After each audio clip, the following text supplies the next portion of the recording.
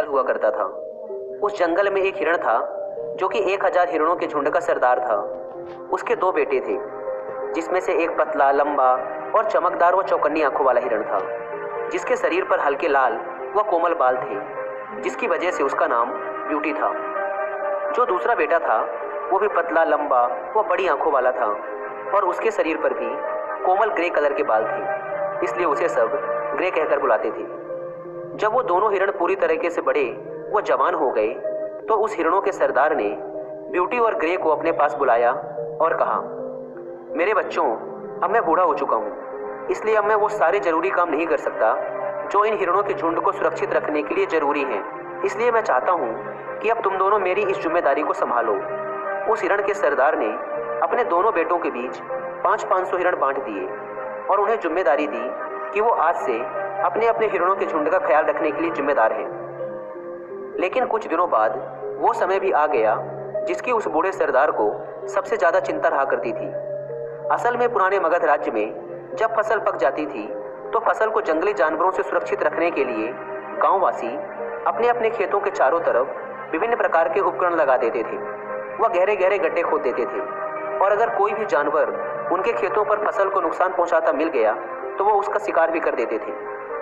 अपने हिरणों के झुंड को ऐसी मुसीबत से बचाने के लिए फसल का मौसम आते ही हर साल वो बूढ़ा सरदार अपने झुंड को गांव के पास वाले जंगलों से बहुत दूर एक बड़े घने जंगल में ले जाया करता था और जब फसल कट जाती थी तो वो फिर उन्हें जंगलों से नीचे ले आता था।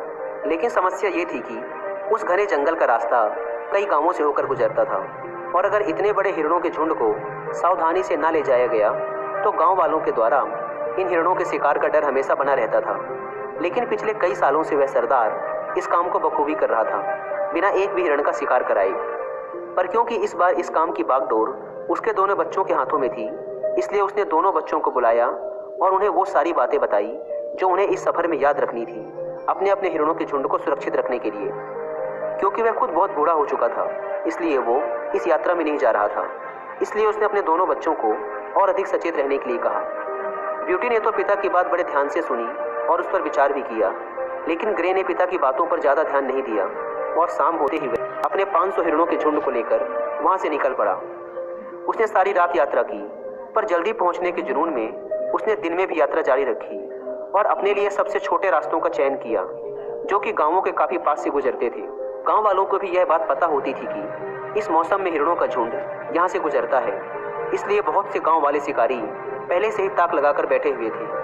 जब ग्रे के हिरणों का झुंड कई गाँवों के पास से होकर गुजरा तो गाँव वालों ने तीर कमान से उन हिरणों पर हमला किया, जिससे बहुत से हिरण मारे गए और कुछ घायल हो गए। जब ग्रे अपनी मंजिल पर पहुंचा तो उसने देखा कि लगभग आधे हिरण ही उसके साथ सुरक्षित जंगल पहुंच पाए हैं। लेकिन ब्यूटी काफ़ी समझदार था, उसने केवल मध्य रात्रि में ही चलने का निर्णय लिया। उसने जितना हो सके गांव से दूर वाले रास्तों का चयन किया। उसका झुंड दिन में आराम करता और केवल मध्य रात्रि में ही यात्रा करता।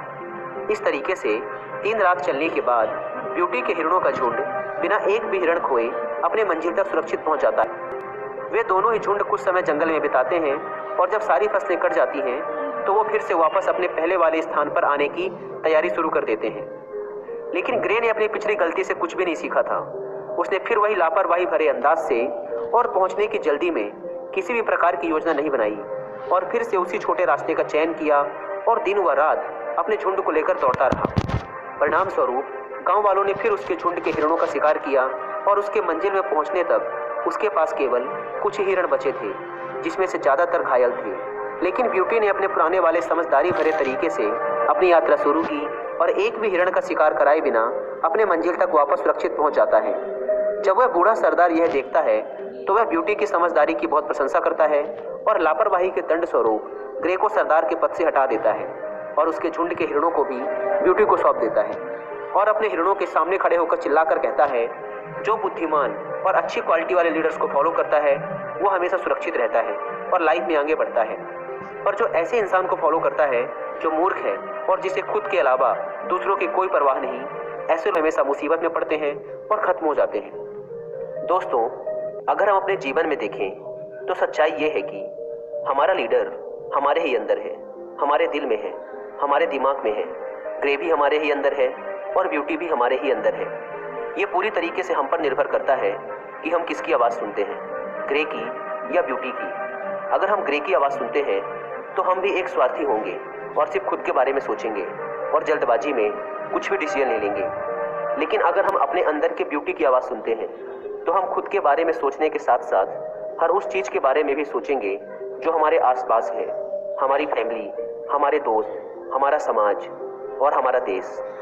सो choice is yours. Leadership quality एक ऐसी क्वालिटी है जिसे कोई अपने साथ लेकर पैदा नहीं होता, बल्कि हर एक लीडर इस क्वालिटी को अपने अंदर डेवलप करता है। एक स्टडी के अनुसार कोई इंसान कितना अच्छा लीडर बनेगा यह केवल और केवल दो चीज़ों पर निर्भर करता है। पहला, उसके आसपास का माहौल और दूसरा, उसकी नॉलेज। अब एक इंसान अपने आसपास के माहौल के साथ तो ज़्यादा कुछ नहीं कर सकता, पर वो अपने नॉलेज को जरूर बढ़ा सकता है। इसलिए अगर आप भी एक लीडर बनना चाहते हैं और अपने अंदर लीडरशिप क्वालिटी डेवलप करना चाहते हैं तो मैं आपको लीडरशिप के ऊपर लिखी गई कुछ बहुत ही शानदार बुक्स की ऑडियो बुक कुकू एफएम पर रिकमेंड करना चाहता हूँ। एक बहुत ही famous international author Dale Carnegie के द्वारा लीडरशिप के ऊपर एक बहुत ही अच्छी बुक लिखी गई है, जिसकी ऑडियो बुक आप कुकू एफएम पर सुन सकते हैं। वो है द लीडर इन यू। एक दूसरी ऑडियो बुक जो आप कुकू एफएम पर सुन सकते हैं वो है what you do it what you are. और एक तीसरी ऑडियो बुक जो आपको ये सिखाएगी कि आखिर कैसे एक ग्रेट लीडर अपने टीम मेंबर्स को मोटिवेट एंड इंस्पायर रखता है किसी भी बड़े काम को करने के लिए, वो है स्टार्ट विथ व्हाई। इसके अलावा भी आप कुकू एफएम पर अलग अलग फील्ड की ऐसी हजारों बुक्स की ऑडियो बुक सुन सकते हैं, वो भी बहुत